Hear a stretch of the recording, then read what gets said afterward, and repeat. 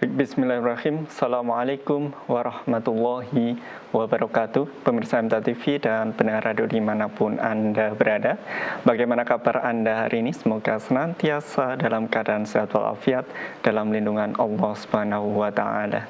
Alhamdulillah, puji syukur. Marilah kita panjatkan kehadirat Allah Subhanahu wa Ta'ala yang telah memberikan kita banyak kenikmatan dan karunia-Nya, sehingga di kesempatan pagi hari ini kita dapat berjumpa kembali dalam acara Kota Kita. Dan senang rasanya saya Muhammad Faisal dapat menemani Anda ya untuk kita berbincang dengan tema kita pagi hari ini, yaitu kita akan mengenal bagaimana status dan kondisi Gunung Merapi saat ini, yang insya Allah nanti akan disampaikan oleh dari Balai Penyelidikan dan Pengembangan Teknologi Kebencanaan Geologi atau BPPTKG Yogyakarta. Dan sudah hadir dan sudah bergabung bersama kami melalui aplikasi meeting online beliau Bapak Andika Bayu Aji selaku penyelidik bumi ahli pertama. Mari kita sapa beliau terlebih dahulu. Assalamualaikum warahmatullahi wabarakatuh, Bapak. Waalaikumsalam warahmatullahi wabarakatuh. Baik, kabar baik hari ini. Ya, baik. Kabar hari ini baik, Bapak Andika? Alhamdulillah sehat-sehat. Alhamdulillah baik. Baik Bapak Andika, kita hari ini akan berbincang ya mengenai bagaimana status dan kondisi Gunung Merapi yang terbaru saat ini, agar juga pemirsa dan masyarakat tahu bagaimana kondisi terkini dari Gunung Merapi. Dan di awal Bapak mungkin bisa disampaikan terlebih dahulu bagaimana sih saat ini kondisi dan statusnya dari Gunung Merapi itu sendiri. Baik, bisa saya sampaikan bahwa status aktivitas dari Gunung Merapi saat ini berada pada level siaga atau level 3. Nah, untuk kondisi aktivitas vulkanik selama beberapa minggu terakhir ini cenderung fluktuatif. Jadi seperti bisa dilihat di layar ya, bahwa status aktivitas sekarang di level 3, kemudian level 3 atau siaga ini sudah kita tetapkan sejak 5 November 2020. Nah, dalam menentukan status siaga, kami berpedoman pada Peraturan Menteri ESDM nomor 15 tahun 2011. Nah, ini juga sekaligus memberikan pengetahuan kepada pemirsa dan pendengar terkait 4 status gunung api yang berdasarkan peraturan menteri tersebut. Yang pertama adalah level normal. Pada saat level normal, gunung api ini tidak memperlihatkan gejala-gejala aktivitas vulkanik yang signifikan ya. Jadi cenderung fluktuatif tetapi tidak memperlihatkan peningkatan kegiatan berdasarkan karakteristik masing-masing gunung api. Nah, saat level normal ini ancaman bahayanya hanya berupa gas beracun dan ini biasanya ada di sekitar kawah. Kemudian di level waspada, itu mulai terlihat gejala peningkatan aktivitas. Nah, saat level waspada ini, ancaman bahaya hanya berada di sekitar kawah erupsi. Sebagai contoh, mungkin pemirsa dan pendengar ingat ada kejadian di Marapi, Sumatera Barat, yang meletus tahun 2023. Status gunung api Marapi Sumatera Barat saat itu ada di level 2 atau waspada, yang berarti ancaman bahaya ada di sekitar kawah atau pusat erupsi. Nah, saat itu yang terdampak atau menjadi korban dari letusan Marapi itu adalah para pendaki yang ada di puncak. Nah, ini yang perlu masyarakat ketahui, bahwa gunung api meletus itu tidak harus selalu di level tertinggi atau level 4 awas. Tapi di level waspada pun itu di beberapa gunung bisa terjadi erupsi, meskipun bahaya erupsi itu hanya berada di sekitar pusat erupsi atau di sekitar kawah. Kemudian level berikutnya itu disebut level siaga. Sama, ini tanda-tanda peningkatan aktivitas itu semakin terlihat nyata dan kembali bisa juga berupa erupsi di beberapa gunung api, tetapi kali ini bila ada di level siaga, maka ancaman bahayanya itu sudah di luar kawah, menjangkau area yang lebih luas lagi. Nah, kemudian tentu level tertinggi awas itu gunung api sudah memasuki fase erupsi. Dan bahaya erupsi ini sudah mengancam pemukiman. Itu berarti harus ditetapkan di level tertinggi awas. Nah, kita kembali ke Gunung Merapi. Saat ini Merapi itu sedang berada dalam fase erupsi sejak Januari 2021. Nah, data-data dari Januari 2021 hingga saat ini itu menunjukkan bahwa bahaya guguran dan awan panas guguran itu sudah menjangkau daerah di luar kawah. Biasanya meluncur rata-rata itu antara 1 sampai 2 kilo, 1,5 sampai 2 kilo. Nah, untuk kasus Merapi ini belum mengancam pemukiman. Kalau kita kembalikan ke peraturan menteri tadi, maka status yang tepat kita terapkan di Gunung Merapi itu adalah level siaga. Karena apa? Bahaya erupsi itu sudah di luar kawah tetapi belum mengancam pemukiman. Nah, ini yang perlu ditekankan lagi untuk masyarakat bahwa erupsi itu tidak harus selalu berada di level awas, tetapi bisa juga berada di level waspada, siaga maupun awas, tergantung ancaman bahayanya itu seluas apa. Lanjut. Nah, selanjutnya kita bisa melihat ancaman bahaya Merapi saat ini atau sumber ancamannya itu apa. Tadi saya sebutkan bahwa ancaman bahaya Gunung Merapi itu ada guguran, kemudian awan panas guguran. Lah, sumber dari guguran dan awan panas guguran saat ini itu sumbernya ada di dua kubah aktif. Di gambar sebelah kiri itu ada kubah lava barat daya ditandai dengan garis kuning, kemudian ada juga kubah tengah ditandai dengan garis warna merah, garis lingkaran warna merah. Nah, dua kubah lava aktif ini menjadi sumber dari guguran dan awan panas guguran yang terjadi sejak Januari 2021 hingga saat ini. Nah, selain dua kubah lava aktif ini, terdapat ancaman lain berupa lava tua, yaitu lava yang dikeluarkan waktu erupsi tahun 1888. Kami BPPTKG memiliki instrumen yang terpasang di lava 1888 tersebut, dan kami amati sejak Juni 2020, ternyata lava ini terus bergerak ke bawah, atau kalau orang Jawa itu bilangnya melorot ke bawah, hingga jaraknya itu memendek sampai 19 meter hingga sekarang.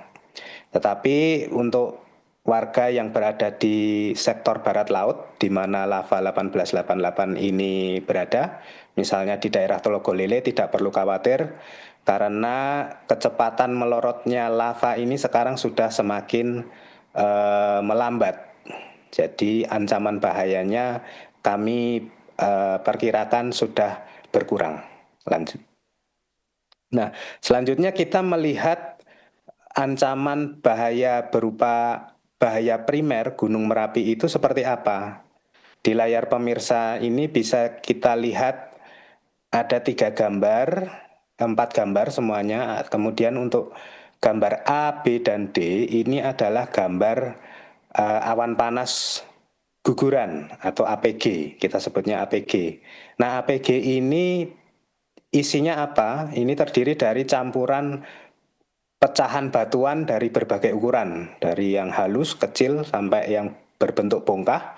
Kemudian ada juga berisi abu vulkanik dan berisi gas vulkanik yang suhunya sangat tinggi, antara 200 sampai 700 derajat Celcius. Makanya ada istilah awan panas ini karena mengandung gas bersuhu tinggi antara 200 sampai 700 derajat.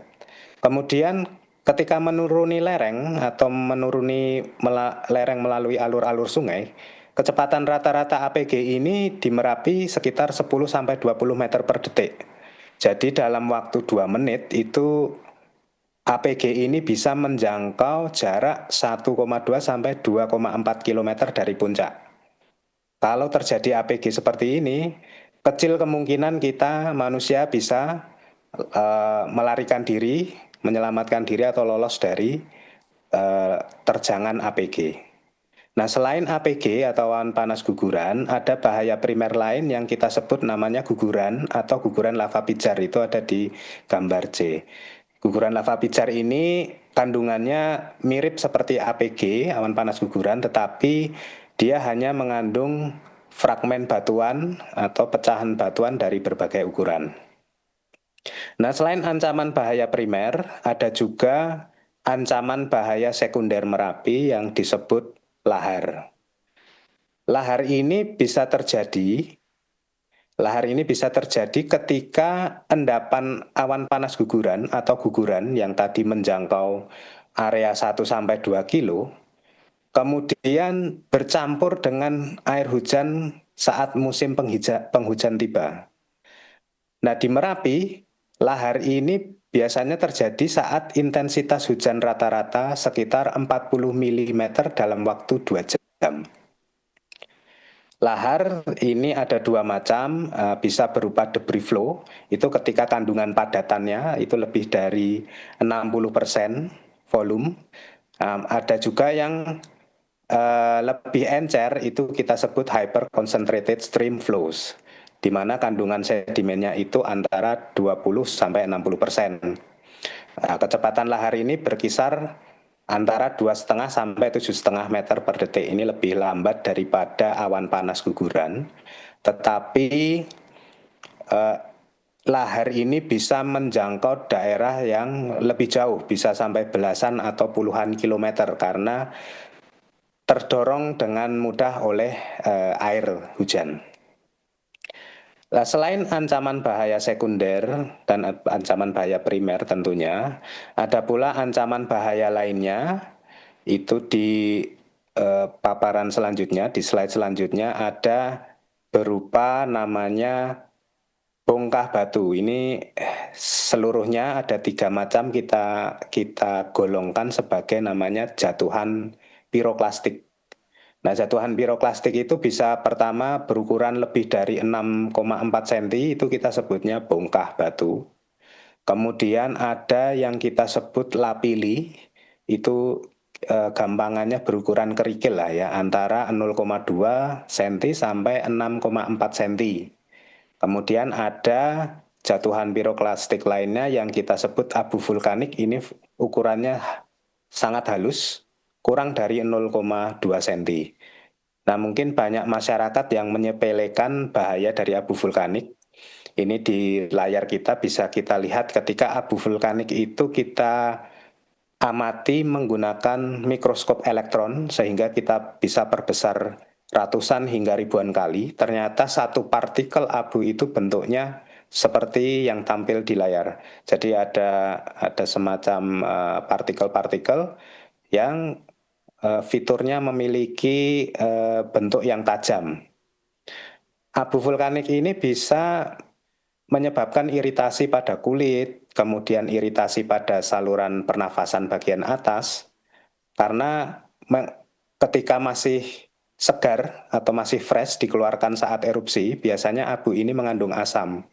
Jadi awal-awal biasanya ketika letusan kemudian ada abu vulkanik misalnya, kemudian abu vulkanik ini turun menutupi tanaman. Tanaman itu awalnya biasanya mati dulu karena sebenarnya masih mengandung asam atau racun. Nanti kalau sudah abunya bersih atau bercampur dengan hujan, asamnya itu akan hilang. Barulah abu vulkanik ini dapat menyuburkan tanah yang ada di sekitar gunung api. Lanjut, untuk setelah ancaman bahaya, mungkin yang bisa kami sampaikan terkait peringatan dini. Jadi peringatan dini dari institusi pemantauan gunung api seperti BPPTKG ini utamanya bukan berbentuk sirine, tetapi peringatan dini yang kami hasilkan atau keluarkan itu sebenarnya ada 3 macam ya. Yang pertama adalah status aktivitas gunung api, yang tadi sudah kita bahas, ada 4, ada normal, waspada, siaga, dan awas.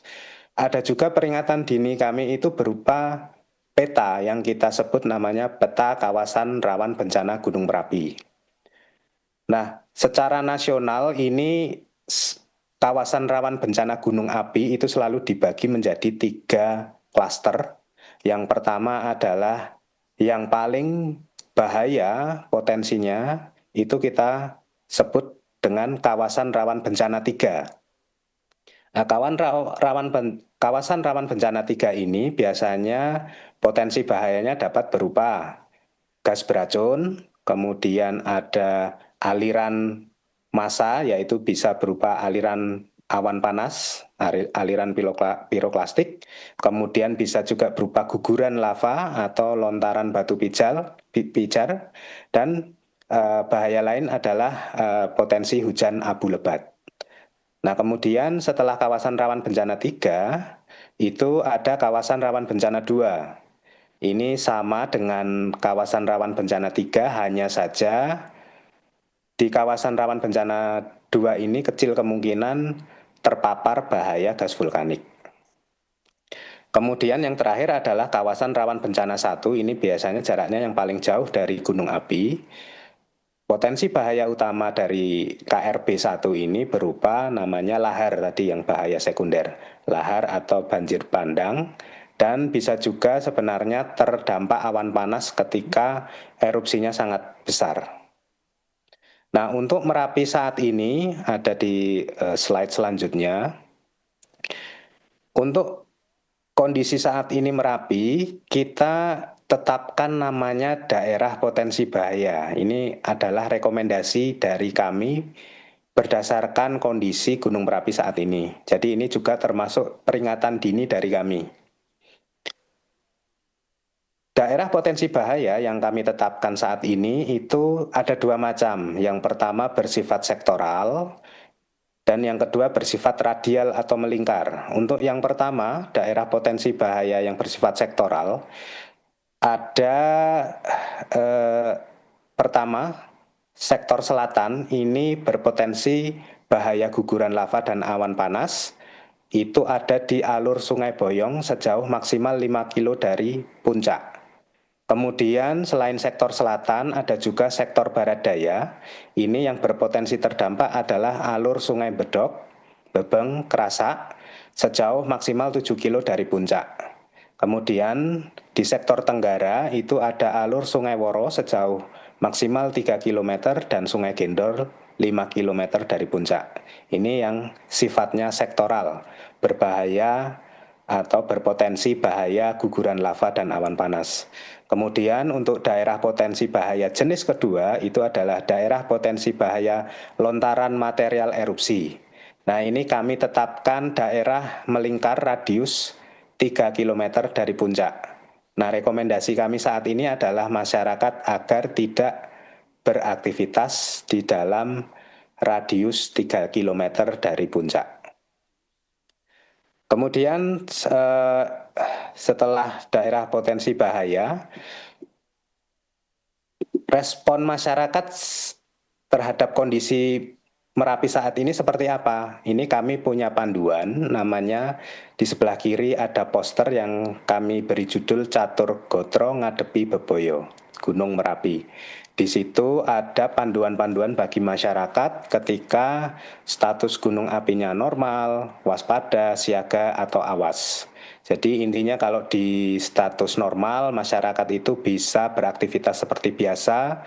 Kemudian ketika statusnya waspada, ini masih bisa melakukan kegiatan sehari-hari di luar radius 3 kilo dari puncak. Kemudian perlu mempersiapkan diri barang-barang yang nanti dibawa ketika ada perintah evakuasi. Nah, kemudian untuk level 3 itu rekomendasinya agar masyarakat tidak berkegiatan di daerah potensi bahaya, kemudian mendahulukan evakuasi di kawasan rawan bencana 3, menyiapkan surat-surat penting berharga nanti ketika evakuasi itu bisa segera evakuasi dengan cepat. Kemudian di level awas itu masyarakat sudah wajib untuk evakuasi. Demikian yang bisa saya sampaikan terkait status dan kondisi Merapi saat ini, Mas Faisal. Baik, terima kasih Pak Andika. Jadi sudah sangat jelas tadi ya pemirsa dan pendengar bahwa tadi sudah disampaikan bagaimana untuk status dan kondisi terkini dari Gunung Merapi, dan tadi juga disampaikan beberapa empat macam status dan bagaimana aktivitasnya, dan juga ancaman apa saja yang mungkin terjadi ketika Gunung Merapi ini erupsi, dan langkah apa yang harus dilakukan masyarakat ya, khususnya di wilayah terdampak nantinya. Dan insya Allah nanti di segmen yang kedua kita juga akan mengundang pemirsa dan pendengar. Bagi Anda yang ingin bergabung bersama kami, Anda dapat telepon di nomor 0271 679 3000 atau di pesan dan panggilan WhatsApp di nomor 0811 255 3000. Untuk itu jangan kemana-mana, tetap bersama kami di Kota Kita MTA TV.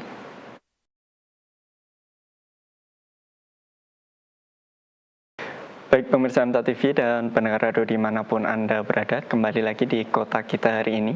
Masih bersama beliau Bapak Andika Bayu Aji, selaku penyelidik bumi ahli pertama dari Balai Penyelidikan dan Pengembangan Teknologi Kebencanaan Geologi. Baik Bapak Andika, kita lanjutkan kembali ya perbincangan kita.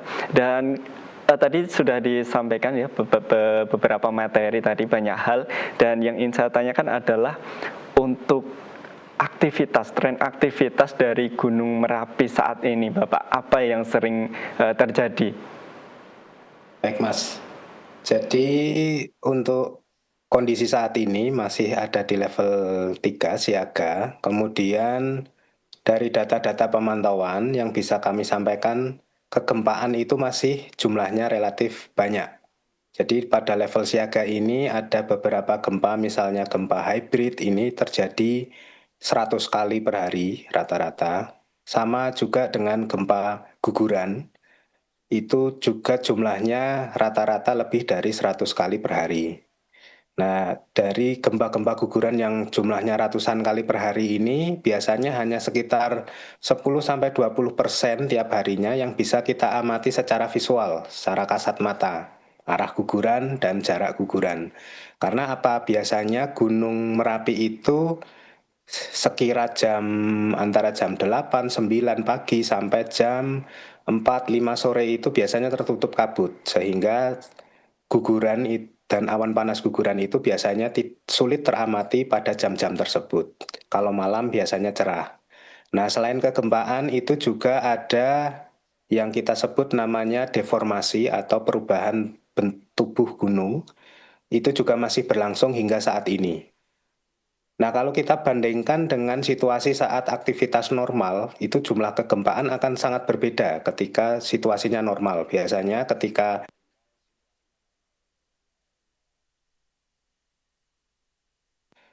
10 gempa per hari. Jadi ini suatu perbedaan yang sangat terlihat antara status normal dengan status siaga di Gunung Merapi saat ini.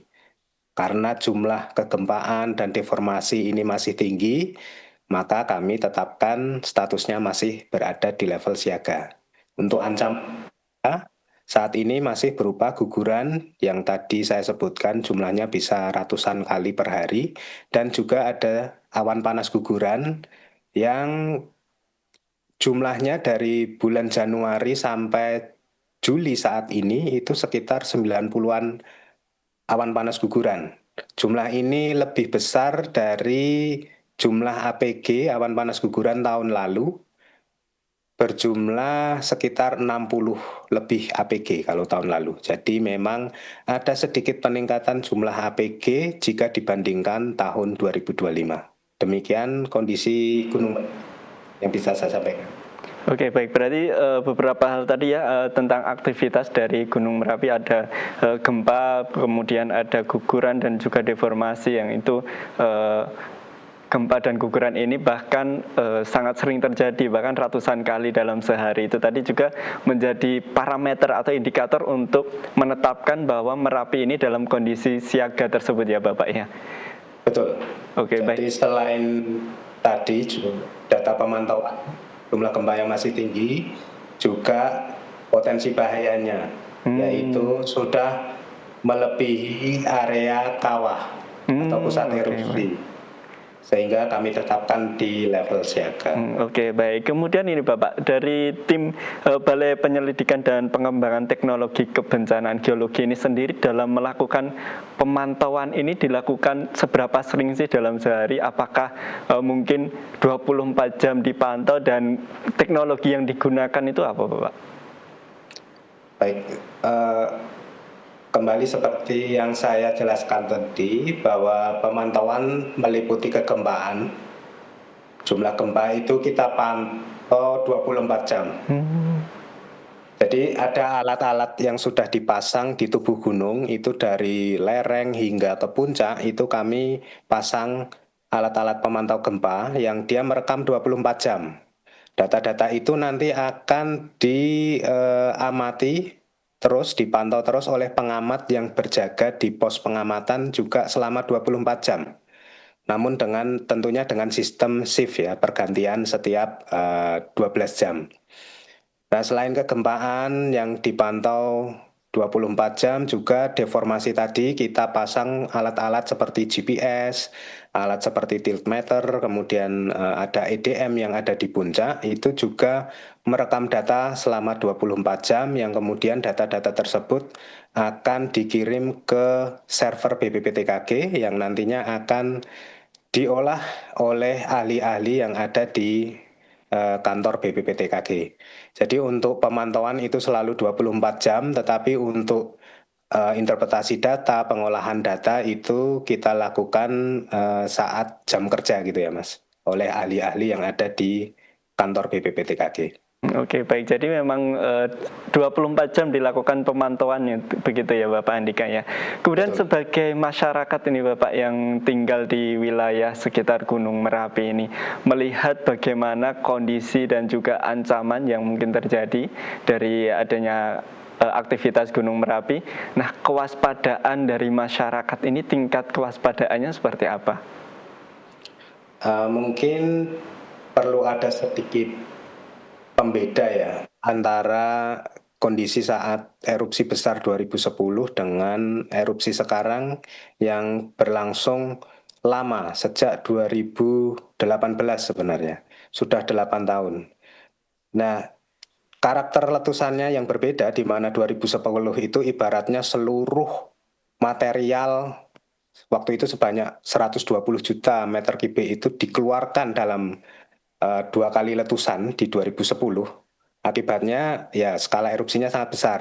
Tetapi erupsi yang sekarang ini material yang kita sebut magma itu dikeluarkan menjadi lava dalam jumlah yang kecil, namun menerus sepanjang 8 tahun ini. Jadi skala dari letusan itu memang tidak sebesar dari 2010, tetapi tetap Gunung Merapi saat ini statusnya adalah sedang mengalami erupsi. Nah, dengan skala letusan yang kecil seperti sekarang itu, maka ancaman bahayanya memang tidak seluas seperti 2010. Maka masyarakat tidak perlu khawatir, tidak perlu berlebihan dalam merespon aktivitas Gunung Merapi saat ini. Hanya saja tetap kami himbau, kami tekankan rekomendasi kami bahwa ada daerah potensi bahaya tadi. Daerah potensi bahaya berupa awan panas dan guguran, itu yang sektoral, ada 7 kilo di sektor barat daya, 5 kilo di sektor selatan, dan 5 kilo di sektor tenggara. Itu agar masyarakat menjauhi daerah potensi bahaya tersebut. Daerah potensi bahaya ini umumnya berada di alur-alur sungai. Jadi ketika ada kondisi yang darurat, tiba-tiba kami harap masyarakat ini menjauhi alur-alur sungai yang sudah kami sebutkan tadi, daerah potensi bahaya. Kemudian daerah potensi bahaya jenis kedua yaitu berupa lingkaran dengan radius 3 kilo ini untuk mengantisipasi bahaya lontaran material erupsi. Nah, kami rekomendasinya adalah masyarakat agar tidak beraktivitas di dalam radius 3 kilo ini. Oke, baik Bapak. Tadi ya berarti memang untuk masyarakat juga melihat kondisi yang sekarang ini ya harus tetap waspada juga ya Pak, karena tadi juga disampaikan bahwa setiap gunung itu memiliki karakteristik tersendiri. Kapanpun bisa terjadi erupsi, tidak harus menunggu pada status awas atau status keempat itu tadi. Kemudian ini Bapak, Merapi ini, Gunung Merapi ini kan menjadi salah satu gunung api paling terkenal ya, atau paling diwaspadai di Indonesia. Nah, sebagai salah satu penyelidik di Balai Penyelidikan dan Pengembangan Teknologi Kebencanaan. Nah, apa aja sih Pak yang mungkin dihadapi dari tim penyelidik dalam mengawasi ataupun memantau dari aktivitas Gunung Merapi itu sendiri, karena bagaimanapun balai ini kan menjadi ibaratnya balai ini memegang amanah dari masyarakat begitu, karena masyarakat bergantung bagaimana kondisi terkini di Gunung Merapi itu kan informasi lebih detailnya itu kan pasti didapat dari Balai Penyelidikan ini. Betul, jadi ada tantangan-tantangan yang kami hadapi selama memantau Gunung Merapi ini ya. Jadi yang pertama itu adalah pada dasarnya yang namanya fenomena alam, misalnya erupsi gunung api itu sulit untuk kami prediksi, untuk diprediksi. Jadi istilahnya ketidakpastiannya sangat tinggi karena kita tidak bisa mengontrol alam. Maka pada dasarnya kita itu tidak bisa memprediksi secara akurat kapan gunung api itu akan meletus, kemudian seberapa besar gunung api akan meletus, arahnya kemana. Nah itu sampai saat ini belum bisa diprediksi secara akurat. Sebagai perbandingan, kita ibaratkan penyelidik bumi di institusi pemantauan seperti BPPTKG ini layaknya seorang dokter yang berhadapan dengan pasien. Kita pasang alat-alat untuk mengetahui isi dalamnya gunung api seperti kita ingin seperti seorang dokter ingin mengetahui isi dari tubuh manusia untuk mendeteksi apakah ada anomali-anomali. Hanya saja ilmu vulkanologi ini masih tergolong ilmu relatif muda dibandingkan ilmu kedokteran sehingga perkembangannya itu juga tidak sepesat atau sudah tidak berkembangnya seperti kedokteran.